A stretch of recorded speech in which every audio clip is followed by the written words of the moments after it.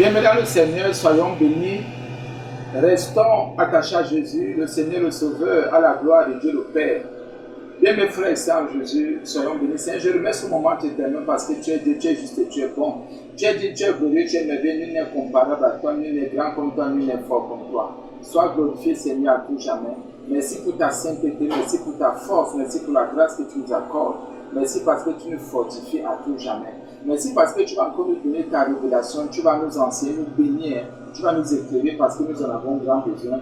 Merci pour tout, en tout, surtout, au nom de Jésus. Amen. Bien mes frères et sœurs en Jésus. Soyons bénis. Nous sommes dans Ephésiens 6, verset 19. Le Seigneur, quand il m'a révélé ces versets, il m'a montré ces versets, il a dit Seigneur, Seigneur, tu es grand, Seigneur, tu es fort, Seigneur. Oui, bien mes frères et sœurs en Jésus. J'étais dépassé, j'ai dit, mais pourquoi l'apôtre Paul a dit ça? Pourquoi c'est écrit dans la parole de Dieu? Ça veut simplement dire qu'à un moment donné, il faut respecter la vocation du serviteur de Dieu, la vocation de celui qui est là pour Jésus, l'appel, entre guillemets, je vais même dire le service, je vais même dire le ministère. C'est très important. Parce qu'il y a quelque chose que l'apôtre Paul a révélé et que certains enfants de Dieu négligent ou marchent dessus ou méprisent. Or, c'est une recommandation. L'apôtre Paul dit ceci dans Ephésiens 6, 19. Priez. Écoutez, la sanctification y est aussi, c'est très important. La fidélité, la grâce, le bonheur aussi de savoir que nous sommes à l'œuvre et que nous sommes en train de soutenir, entre guillemets, de défendre un ministère. C'est très important parce qu'aujourd'hui, les gens ne veulent pas en parler comme si on était des hypocrites. Pourquoi? Parce que on veut faire semblant, on veut faire comme les autres. Autant que la parole est là, ce n'est pas tout le monde qui marche honnêtement par l'Esprit de Dieu. On ne vient pas ici avec un esprit de critique, non. Nous ne venons pas ici avec un esprit de jugement, non. Nous ne venons pas ici avec un esprit de je ne sais plus trop quoi. Non, mais nous venons par la grâce de Dieu selon que le Seigneur nous conduit.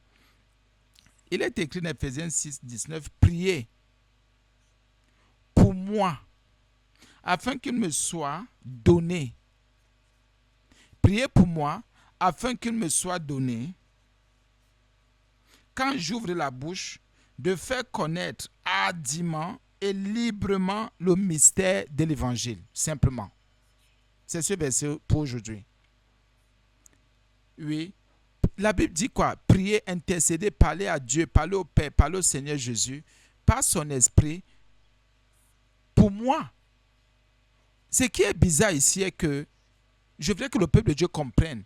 L'apôtre Paul savait que les Éphésiens l'écoutaient, les Éphésiens étaient fidèles et que c'était l'apôtre Paul était, pardonnez-moi, hein, l'apôtre, le porteur dans ce ministère. L'apôtre Paul était celui qui enseignait et les Éphésiens l'écoutaient et c'était très important. L'apôtre Paul n'a pas dit ici priez pour nous. Il n'a pas dit, il dit pour moi. Donc c'est pour dire qu'il y a encore on peut reconnaître le service que le Seigneur a donné à quelqu'un. Et s'il n'y a pas de gens pour prier, s'il n'y a pas de gens pour intercéder, c'est normal que je peux aussi venir vous dire de prier pour moi. Bien, mais ça veut dire que Paul sait qu'il y a des Éphésiens qui étaient attachés à lui. Il dit, priez pour moi. Dans cette mission, dans ce ministère, priez pour moi. C'est ça la fidélité. On est fidèle à Dieu, fidèle à la parole. On peut aussi être fidèle à un homme de Dieu. On peut aussi être fidèle à un ministère. Qu'on ne vous mente pas, qu'on ne vous raconte pas d'histoire, frères et sœurs en Jésus. Qu'on ne vous raconte pas d'histoire. C'est possible. Parce qu'aujourd'hui, les gens font comme si on ne peut pas être fidèle à Dieu, fidèle à la parole de Dieu, fidèle à un ministère. Les gens veulent venir faire comme si, bien aimé, on peut être fidèle à un ministère de vie, de vérité. Mais la prostitution est tellement entrée que on ne s'en sort même plus. On est prostitué, on est à gauche, on est à droite, on est au milieu, on est là-bas, on est ici, on fait ceci, on fait cela. Oui, bien mes frères et sœurs en Jésus. L'apôtre Paul dit, priez pour moi. Il n'a pas dit prier pour nous, il n'a pas dit prier pour tous les apôtres, il n'a pas dit prier pour tous les serviteurs, il n'a pas dit ici de prier pour Pierre, pour Paul, pour Jean. Non, il dit pour moi dans sa mission parce qu'il avait besoin de rappeler aux gens de prier pour lui. Nous devons prier pour les serviteurs de Dieu qui nous enseignent, pour les serviteurs de Dieu qui nous conduisent dans la sainteté. Là, si on est fidèle à Dieu, on reste fidèle au Seigneur, fidèle à sa parole, fidèle à la direction qu'il nous donne. Nous devons aussi rester fidèles à nos conducteurs. Bien, mais c'est très important. Il y a trop d'infidélité aujourd'hui. Il y a trop d'infidélité. Imaginez un peu, quelqu'un qui est au niveau de 8, 10, 15, 20 pasteurs. Écoutez un peu bien mes frères et sœurs en Jésus, ce n'est pas possible. Ou serviteur de Dieu, ou je ne sais plus. Non, ce n'est pas possible. Ça ne passe pas, mon frère, ma sœur en Jésus. Ça ne passe pas. Il dit ceci, priez pour moi. Et il dit de prier pour lui. Il n'a pas dit de prier ici pour Pierre. Il n'a pas dit de prier pour Jean. Il n'a pas dit de prier pour Jacques. Il n'a pas dit, écoutez un peu, ce n'est pas l'égoïsme. Ce n'est pas que Paul était déjà trop arrivé, non. Mais il avait besoin qu'on prie pour lui. Bien, mes frères et sœurs, c'est la fidélité. Ah, si moi je suis fidèle à Dieu, ça va. Mais si tu es fidèle à Dieu, ça va. Si je suis fidèle à sa parole, ça va. Mais vous racontez les histoires. Vous avez toujours besoin de quelqu'un qui va vous conduire dans la révélation. Vous avez toujours besoin de quelqu'un qui va vous conduire dans la pensée de Dieu. Vous avez toujours besoin de quelqu'un qui va vous conduire. Quelqu'un qui va, comment dire, qui va faire que la révélation de la grâce soit votre partage et que vous puissiez avancer, que vous puissiez grandir, que vous puissiez prospérer sur le plan spirituel, le plan de la guérison, du rachat de votre âme, que vous puissiez grandir dans la sainteté, la sanctification, la pureté, sans hypocrisie, frères et sœurs en Jésus. L'apôtre Paul, sans hypocrisie, dit, priez pour moi, bien-aimés. Nous devons prier pour ceux qui nous enseignent. Nous devons prier pour ceux qui prient aussi pour nos âmes. Nous devons prier pour eux. Imaginez-vous un peu, il y a quelque chose qui me dépasse. Quand quelqu'un vient à l'église, il vient dans une assemblée. Et si c'est le Seigneur qui t'a envoyé dans cette assemblée, si c'est le Seigneur qui t'a appelé dans cette assemblée, je prie pour toi, tu pries pour moi aussi. Et c'est ça l'amour. Je ne peux pas venir dans une assemblée, m'attaquer aux serviteurs de Dieu, m'attaquer aux conducteurs que Dieu a établis. Je ne peux pas venir dans un service m'attaquer aux gens. Tous ceux qui s'attaquent aux gens ne peuvent pas prier pour eux. Ce n'est pas possible, frère. Ce n'est pas possible. Je ne peux pas dire que je prie pour toi, je m'attaque à toi. Ça ne passe pas. Soit je suis avec toi, comme le Seigneur Jésus a dit, soit je suis contre toi. Ou soit je suis pour toi, soit je suis contre toi. On n'est pas mi-figue et mi-raisin, non. Il n'y a pas 50% en Jésus, c'est 100%, c'est tout le cœur. La Bible dit, tu adoreras le Seigneur ton Dieu, tu l'aimeras de tout ton cœur, de toute ton âme, de toute ta pensée, de toute ta force. C'est tout qu'on donne à Jésus, c'est tout qu'on donne à la parole, c'est tout qu'on donne. Bien mes frères et sœurs en Jésus. L'apôtre Paul dit, priez pour moi. Il dit aux Éphésiens de prier exclusivement, uniquement pour lui. Il dit de prier pour lui. Quand il faut prier pour les saints, il dit par exemple dans Éphésiens 6, toujours verset 18, la dernière partie, priez pour tous les saints. Il dit tous les saints, ça, oui, tout le monde. Là, c'est la généralité, ça englobe tout le monde. Mais ici, il dit pour lui. Bien, mais si moi, je prends un exemple, le Seigneur ne peut pas m'envoyer dans une assemblée. S'il m'a révélé une assemblée, il m'a envoyé là-bas, ou bien il m'a dit, écoute ce serviteur de Dieu. Je vais passer par lui, je vais lui révéler des choses. Il va t'enseigner et tu seras guéri. Tu auras la restauration, tu seras guéri du péché, du mal, des ténèbres, des abominations que tu pratiquais. Si le Seigneur se révèle à moi et il me le dit, j'irai dans cette assemblée, ça veut dire que ce pasteur va prier pour moi, je vais aussi prier pour lui. Et je vais prier pour lui aussi un peu plus. Pourquoi? Parce qu'il a un travail à faire. Afin qu'il me soit donné. Quand j'ouvre la bouche, écoutez un peu. Paul dit que si on ne prie pas, il y a un problème. Nous devons prier pas pour tout le monde. Il y a des serviteurs, des conducteurs bien-aimés. Tu as un pasteur, un prophète, un bishop, je ne sais plus. Un diacre, un frère, quelqu'un qui t'entretient dans la parole de Dieu. Si c'est le Seigneur qui vous a mis en ça, parce que rassurez-vous que ce soit le Seigneur qui vous envoie. Je ne parle pas ici des chrétiens virtuels ou des pasteurs virtuels. Non, non. Que c'est sur le plan virtuel, non, je ne parle pas de cela. Je parle d'un partage, une communion. Parce qu'à un moment donné, je ne peux pas dire que je prie pour ton âme si je ne connais même pas ton prénom. Je ne sais même pas. Bien, mes frères et sœurs en Jésus, la Bible dit ceci: priez pour moi afin qu'il me soit donné. Il donne le sujet de prière. Je prie pour qu'il me soit pour que le serviteur que Dieu a mis devant moi, pour que le Seigneur lui donne, quand il ouvre la bouche, de faire connaître avec puissance et librement le mystère de l'évangile. C'est vrai que Paul avait des problèmes. Il avait des problèmes parce qu'il était en prison. Il a été emprisonné plusieurs fois. Il a été enchaîné plusieurs fois. Il a été retenu plusieurs fois. Mais Paul dit de prier pour lui. Moi, je prends souvent un exemple, pardonnez-moi un peu d'en parler. Hein. Si le Seigneur t'envoie dans une assemblée, c'est pour que tu pries aussi pour ce serviteur-là. Ça veut dire qu'il est dans des besoins. Il a besoin d'enseigner la parole avec la puissance de Dieu. Il a besoin de mener une vie de sanctification, de sainteté, de plaire à Dieu. Mais si les gens viennent seulement parce qu'ils veulent être bénis, écoutez le serviteur pour être béni. Écoutez le serviteur pour être délivré, libéré de je ne sais trop de quoi. Bien mes frères et sœurs, ce serviteur aura des problèmes, tôt ou tard il va virer. Mais si vous continuez à prier pour lui, exclusivement, c'est important. Ayez toujours à charge, je vous en supplie, un serviteur de Dieu que vous portez dans vos prières pour qu'il prêche la parole de Dieu avec sainteté, avec sanctification, avec pureté, qui ne se détourne pas.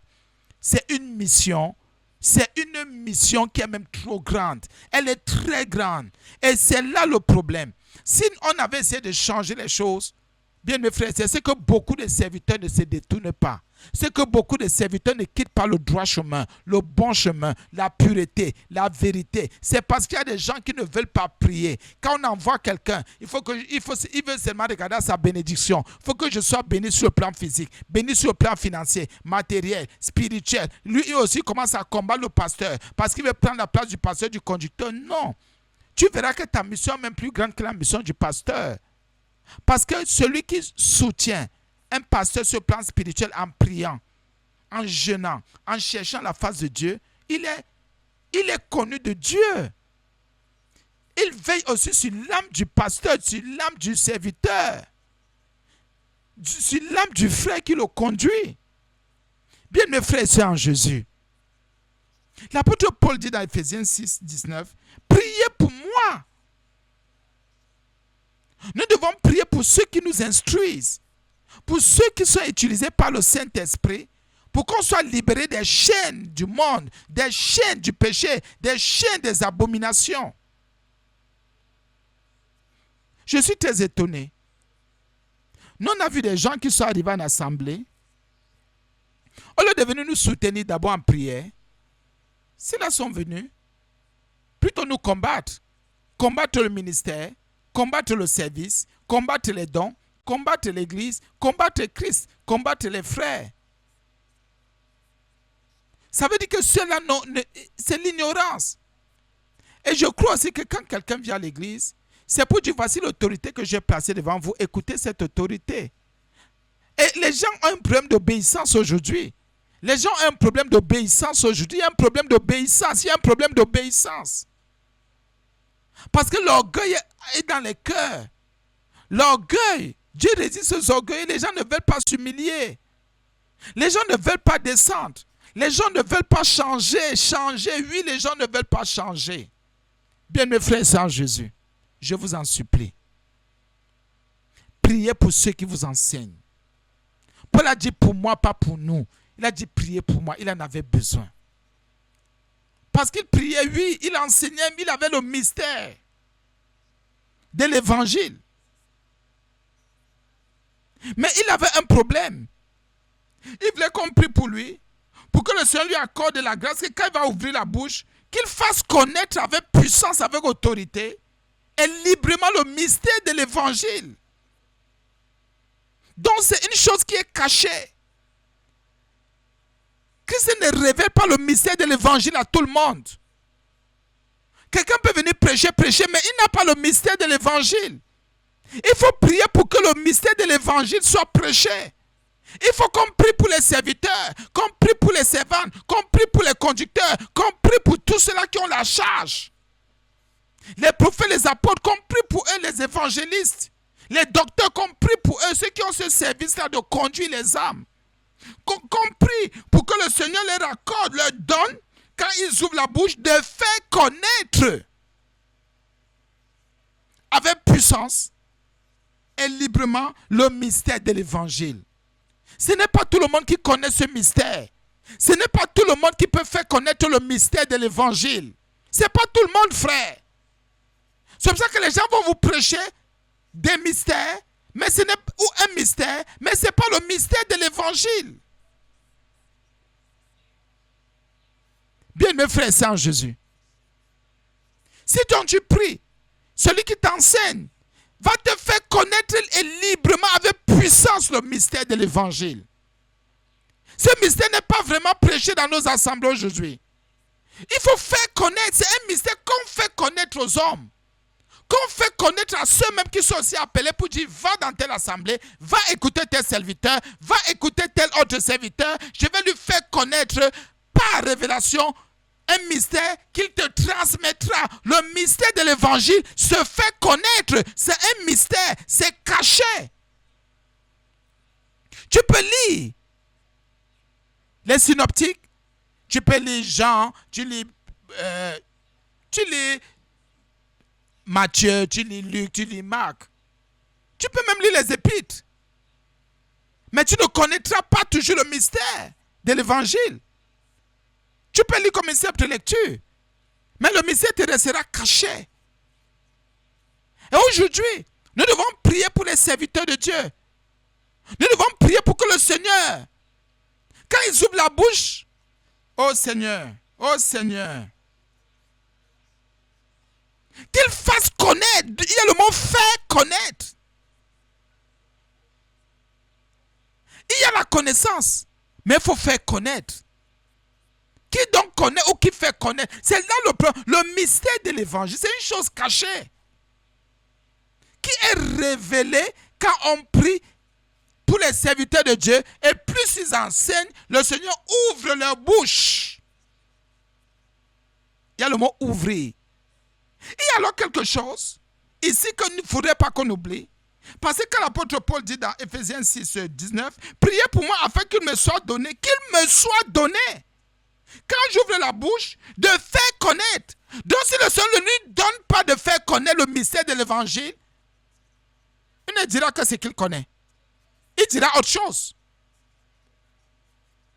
C'est pour ça qu'aujourd'hui, beaucoup de personnes, de serviteurs, ils prêchent l'évangile, mais ils ne font pas, le Seigneur ne leur a pas donné de faire connaître. Même toi, serviteur qui m'écoute, tu dois prier et dire à ceux qui t'écoutent, à ceux-là que le Seigneur a envoyés, qu'ils prient pour que le Seigneur te donne, nous donne à nous tous, quand nous ouvrons la bouche, de faire connaître avec puissance et librement le mystère de l'évangile. Il faut faire connaître. Et la Bible dit ici qu'on donne, c'est un don. Que le Père fait, que le Christ fait. Mais pourquoi ce don ne se manifeste pas?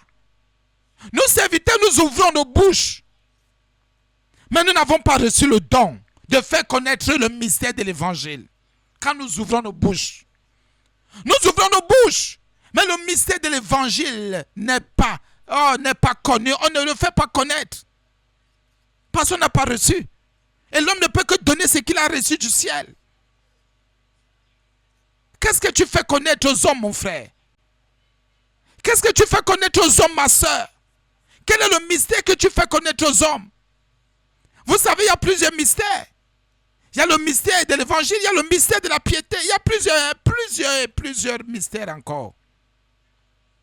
Mais ici, l'apôtre Paul dit qu'il faut qu'on prie pour lui. Donc c'est la prière maintenant des saints, la prière de ceux-là qui sont envoyés vers ce serviteur. Le serviteur va recevoir comme don ce mystère. Le mystère de l'évangile, c'est un don qu'on reçoit et on le fait connaître aux autres quand on ouvre nos bouches. Je reprends, ils sont nombreux ceux qui parlent de l'évangile, mais qui n'ont pas reçu comme don le mystère de faire connaître. Ça, c'est vrai, c'est pur, c'est digne. C'est Jésus qui enseigne, qui parle. C'est pour ça que le peuple doit se repentir. Nous écoutons la poubelle, nous écoutons des gens sans révélation, nous écoutons des gens qui viennent avec des choses. Tu es délivré, tu es libéré, et tu reçois ton mariage, reçois ton voyage, reçois ton travail, reçois ton enfantement, reçois. Qui vous dit que c'est ça le mystère de l'évangile? Qui vous dit que c'est ça le mystère de l'évangile? C'est pas ça. Le mystère de l'évangile, c'est d'abord le mystère du salut. La délivrance de l'âme. Ça sert à quoi, frère? Que je reçoive les voyages, le travail, les enfantements, toutes ces choses physiques, matérielles. Si mon âme n'est pas sauvée, si mon âme n'est pas délivrée de la mort, si mon âme n'est pas délivrée du péché, si mon âme n'est pas délivrée des ténèbres, si mon âme n'est pas délivrée des abominations, ça ne servira à rien. C'est pour ça que ces gens sont troublés, tourmentés. Ils ont toutes ces choses-là. Ils passent le temps à prophétiser, reçois ton mariage, reçois ton voyage, reçois ceci, reçois ton travail, reçois ton argent. Toutes ces choses peuvent être débloquées, peuvent être déliées, détachées. Mais si ton âme est encore enchaînée, si ton âme est encore enchaînée, si ton âme est encore enchaînée, mon frère, ma soeur, le travail ne te servira de rien. Le mariage et les enfants, toutes ces choses, toutes ces relations, tout cet argent, toutes ces choses-là ne te serviront de rien. Parce que ton âme est encore enchaînée. Il faut donc maintenant un serviteur, un conducteur, un frère, quelqu'un qui a reçu le don de faire connaître le mystère de l'évangile. Que quand il ouvre la bouche, le mystère est connu. Il y a le mot faire connaître. Ce n'est pas tout le monde, bien-aimé frère et sœur en Jésus. Pourquoi Paul dit de prier pour cela? Pour lui particulièrement. Il avait de grands défis. Vous comprenez maintenant pourquoi Paul il a travaillé plus que tous les autres apôtres. Parce qu'il avait reçu le secret. Il savait dire à ceux qui l'écoutaient, vous savez quoi, priez pour moi. Parce qu'il y a quelque chose de terrible. Il y a le mystère de l'évangile que j'aimerais que Dieu me donne, que le Christ me donne. Parce que quand je vais ouvrir la bouche, je voudrais faire connaître ce mystère. C'est pour ça que Paul a travaillé plus que les autres. C'est pour ça que Paul a impacté les vies. C'est pour ça que Paul a agi avec puissance. Qu'il pouvait libérer par le Saint-Esprit une parole. Et les âmes étaient, une fois, les gens sortaient des ténèbres. Les gens sortaient des ténèbres. Les gens quittaient la divination. Bien, mes frères et sœurs en Jésus. Est-ce que tu pries pour un serviteur de Dieu? Est-ce que tu pries pour une servante, pour un frère, pour une sœur qui a une vocation, qui a un appel? Est-ce que tu pries pour quelqu'un qui a reçu, entre guillemets, la parole pour t'édifier, pour te conduire dans la foi en Christ et Jésus? Est-ce que tu pries? Et c'est important. Bien, mes frères et sœurs en Jésus. Je reprends ce verset. Éphésiens 6, 19. Priez pour moi, afin qu'il me soit donné, pour dire que le Seigneur Jésus me donne, que le Père me donne. C'est un don. Quand j'ouvre la bouche, de faire connaître. Il n'a pas dit que je continue à faire connaître. Il a dit que... Paul prêchait déjà. Il n'a pas utilisé le mot continuer. Donc, ça ne veut pas dire que c'est un don nouveau, non. Mais c'est que progressivement, il a compris qu'il y a des choses qu'il devait recevoir progressivement. Mais pour ici, il avait besoin des prières des saints, des Éphésiens. Il avait besoin de leurs prières. Je vous conseil par Jésus, à un moment donné, il faut rester fidèle à Dieu, à sa parole, à ses promesses. Sois aussi fidèle à un serviteur de Dieu, priez pour lui. C'est très important. C'est très important. Ça compte beaucoup. Ça compte, frères et sœurs. Que le Seigneur nous bénisse pour cette parole. Que sa lumière nous éclaire encore. Et déjà qu'il a dit que nous sommes la lumière du monde et le sel de la terre. Que sa sainteté, au nom de Jésus, agisse en nous. Nous avons prié et nous avons Seigneur Jésus nous a exaucé au nom de Jésus. Amen.